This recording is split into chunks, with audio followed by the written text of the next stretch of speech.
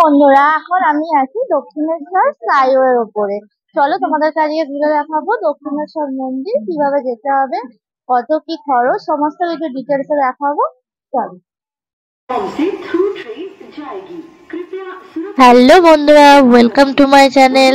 সকলে কেমন আছো? আশা করি খুব ভালো আছো। সকলকে প্রথমেই জানাই গুড মর্নিং।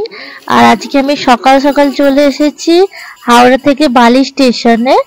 এবার আমরা এখান থেকে যাব দক্ষিণেশ্বর কালী মন্দির মায়ের দর্শন করতে। আর কিভাবে যাব, কত কি খরচ, সমস্তটাই তোমাদের সঙ্গে শেয়ার করব। তাহলে স্কিপ না করে পুরো ভিডিওটা দেখতে থাকো। বালি স্টেশনের পেছন দিকে একটি সিঁড়ি আছে, ওটা দিয়ে নেমে 10 মিনিট হেঁটে গিয়ে তোমরা পেয়ে যাবে বালি হল্ট বাস স্টপ। আর ওখান থেকে দক্ষিণেশ্বরগামী যে কোনো বাসে উঠে 10 টাকা মূল্যে একদম পৌঁছে যাবে স্কাইওয়ের কাছেই। আমরা এবার উঠে পড়েছি দক্ষিণেশ্বর স্কাইওয়ের ওপরে। এবার সোজা 1 নম্বর ও 2 নম্বর গেটের দিকে হেঁটে যেতে হবে। আর এইভাবে স্কাইওয়াক দিয়ে হেঁটে যাওয়ার সময় তোমরা প্রচুর স্টল দেখতে পাবে, যেখানে পূজা সামগ্রী বিক্রি হচ্ছে এবং মাটির জিনিস, বাচ্চাদের খেলনা, খাবার জিনিসও পাওয়া যাচ্ছে। তো এখান থেকে তোমরা পূজা সামগ্রী কিনতে পারো। এখানে পূজা সামগ্রী বা ডালার দাম অনেকটাই কম, কিন্তু আমি বলবো এখান থেকে না কেনাই ভালো, কারণ এখানে জুতো ব্যাগ রাখার কোনো ব্যবস্থা নেই। তাহলে তোমাদের পুরোটাই খালি পায়ে ঘুরতে হবে। তো আমি যখন এসেছিলাম এখানে অনেক দোকান বন্ধ ছিল, অনেকটা সকাল ছিল। তো আমরা এখন পৌঁছে গেছি 1 নম্বর আর 2 নম্বর গেটের কাছে। আর এখানে দক্ষিণেশ্বর মন্দিরের আদলে ডেকোরেশন করা আছে, দেখতে পাচ্ছ। আর এবার আমরা 2 নম্বর গেট দিয়ে নিচে নেমে যাব। আর এখানে 1 নম্বর আর 2 নম্বর গেটে দুদিকেই এক্সিলেটর আছে, একটা দিয়ে ওঠা, একটা দিয়ে নামার। তো তোমরা যারা এক্সিলেটারে সবসময় অভ্যস্ত নয়, তো তারা একটু সাবধানতার সঙ্গে নেমো। আর তবে আমি বলবো বয়স্কদের জন্য অনেকটাই সুবিধা হয়েছে এই সিঁড়িটা থাকার জন্য। আর এই গেট থেকে বেরিয়েই আমরা দেখতে পাবো একদম মায়ের মন্দির।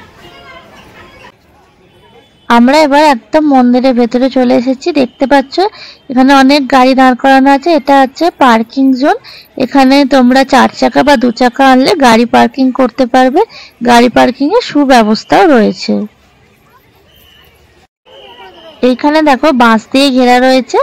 এই যে মানুষজন যাচ্ছে, এইটাই হচ্ছে পুজো দেওয়ার লাইন। তো এখান দিয়ে আমরা পুজোর লাইন দিয়েছিলাম।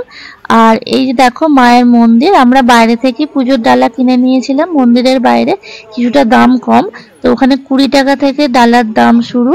আমরা কিনেছিলাম 100 টাকার ডালা। তোমাদের প্রয়োজন মতো তোমরা কিনে নিতে পারো।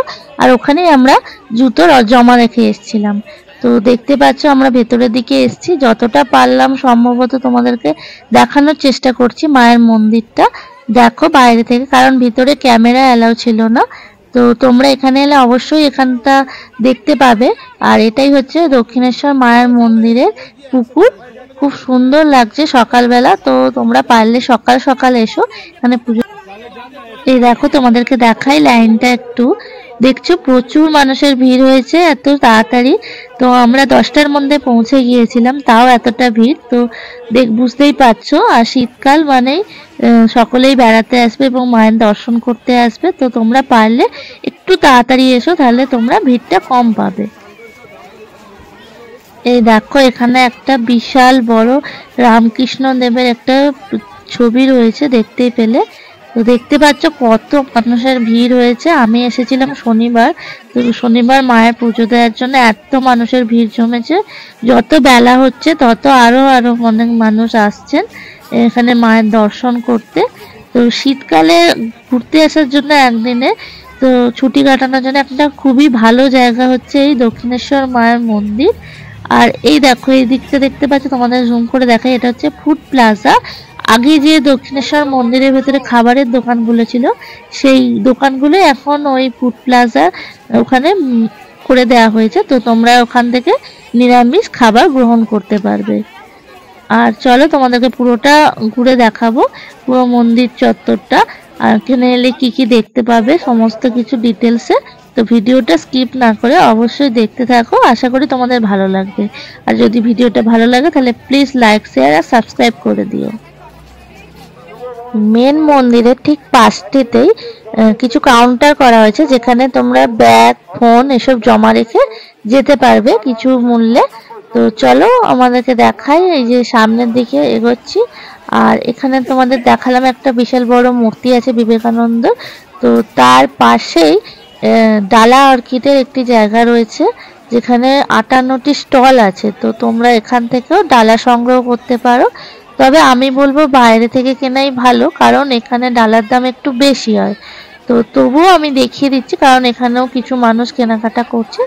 চলো তোমরা আমার সঙ্গে থেকো, আমি দেখাচ্ছি তোমাদের স্টলগুলো। একই জিনিস দেয়া হচ্ছে, তবে এখন মন্দিরের মধ্যে ধূপবাতি অ্যালাউ করা হচ্ছে না, দেখতে পাচ্ছি, এবং মালাও অ্যালাউ করা হচ্ছে না। তো প্রসাদ এবং ফুল এগুলোই পুজোর ডালাতে দেয়া হচ্ছে।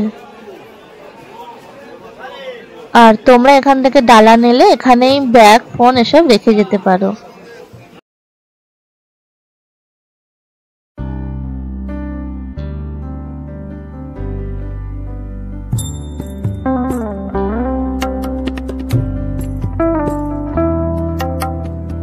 ডালা অর্কিড থেকে বেরিয়ে সামনে তোমরা একটা ছোট মার্কেট দেখতে পাবে।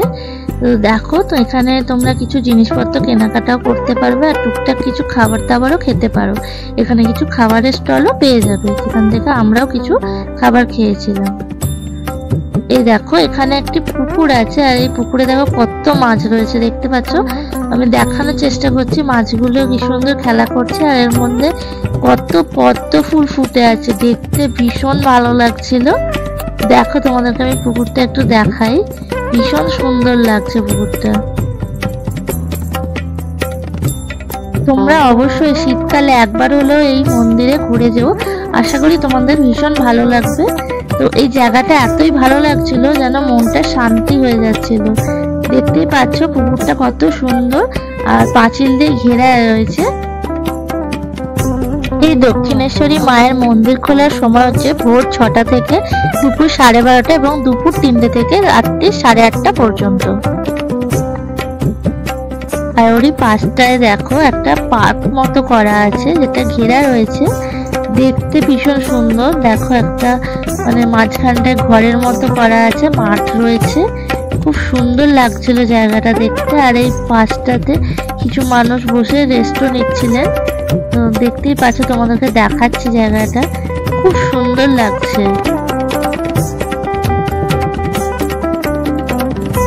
এই দেখো, এটা হচ্ছে রানী রাসমণির মন্দির। তো দেখতে পাচ্ছ মন্দিরটা পাথরের তৈরি, খুব সুন্দর দেখতে। সামনেটা একটা ব্রিজ মতো করা আছে এবং একটা গার্ডেন মতো করা আছে, পুরোটাই রেলিং দিয়ে ঘেরা আছে, এর ভেতরে প্রবেশ করা যায় না, তো বাইরে থেকেই তোমাদের দর্শন করতে হবে। খুব সুন্দর মন্দিরটা দেখতে, আমার তো খুবই ভালো লাগছে। তোমরা কমেন্ট করে জানিও তোমাদের ভিডিওটা কতটা ভালো লাগছে। এবার আমরা এর পাশ দিয়েই সোজা এগিয়ে যাচ্ছি, আর তোমাদের দেখাবো সামনেটা। চলো,